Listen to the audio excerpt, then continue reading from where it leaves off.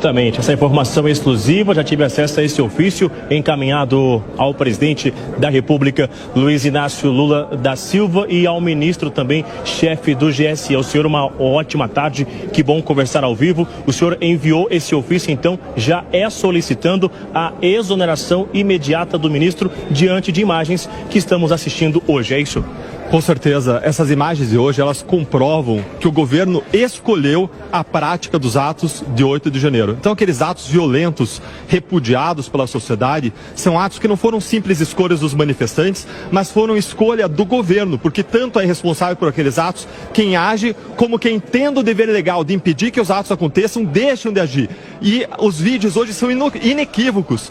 As imagens ali falam mais do que milhões de palavras. Além de não ter agido, além de ter escolhido a prática desses atos, o governo não tem justificativa para isso, porque ele sabia, ele foi informado, ele foi avisado. Existem várias provas, inclusive do ministro-chefe do GSI e do GSI trocando mensagens com outras instituições e dispensando, inclusive, o seu efetivo, quando, em situações similares, mesmo, por exemplo, lá em 2014, quando o MST, por meio de 20 mil manifestantes, tentou invadir um prédio do Supremo Tribunal Federal, eles foram barrados por meio de agentes da segurança pública que são profissionais, incumbidos, responsáveis, que têm a obrigação de impedir esse tipo de ato. E lá atrás, mesmo se tratando de militantes profissionais, de guerrilheiros treinados, esses atos de vandalismo foram impedidos. E agora, quando você tem inclusive velhinhos, velhinhas, senhorinhas que mal sabiam o que estavam fazendo lá, esses atos não foram impedidos. Foram abertas as portas, se deu aguinha para pessoas que depois chamaram de terroristas, quando se deveria dar voz e prisão. E além de ter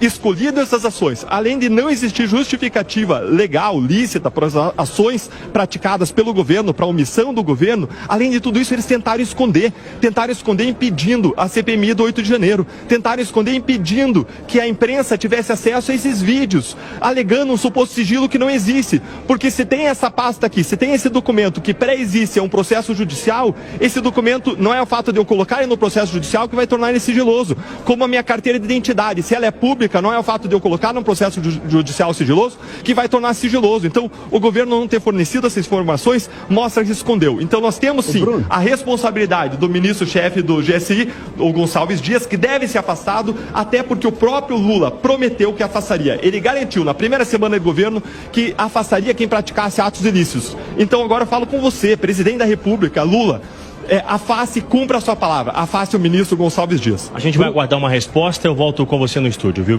Tá, o Bruno, não, rapidamente, só perguntar ao deputado, a exoneração é uma ação administrativa. Claro. Fato é que pode se apurar também envolvimento do Gonçalves Dias, do ministro-chefe da Casa, da Gabinete de Segurança Institucional. O que ele espera que o Supremo vá tomar decisão? Porque o Supremo foi muito rápido em tomar decisões acerca desse inquérito do 8 de janeiro. O que pode ser feito agora? O que ele espera que o Supremo faça? O que o senhor espera que seja feito agora após enviar esse ofício e uma resposta dos ministros do STF sobre a Suprema Corte em relação a esse ofício que foi enviado a Luiz Inácio Lula da Silva? Nós esperamos duas respostas. O primeiro é o afastamento do ministro-chefe do GSI, Gonçalves Dias, por duas razões. Em primeiro lugar, pelo que aconteceu, pela omissão criminosa. Existem todas as evidências de que houve uma omissão criminosa e que precisa ser investigada mais a fundo, inclusive para avaliar a omissão criminosa de autoridades superiores a ele. E mais, nessa investigação vão ser ouvidas pessoas subordinadas. Como que o subordinado, um agente público do GSI, vai ter liberdade para prestar o seu depoimento quando ele é subordinado a alguém que está sendo investigado e está sujeito à autoridade de alguém que está sendo investigado? Então, é uma condição de republicanismo, de você ter uma investigação devida e com a devida isenção dos depoimentos, que ele seja imediatamente afastado. Além disso, o Supremo Tribunal Federal começou ontem o julgamento das pessoas responsáveis pelos atos do 8 de janeiro. E tem lá 3 núcleos. Um núcleo de pessoas que foram executores, que saíram às ruas, saíram, invadiram os prédios. Um núcleo de incitadores, as pessoas que estavam no acampamento. E um núcleo de agentes públicos responsáveis por omissão. E só foi acusada até agora uma pessoa.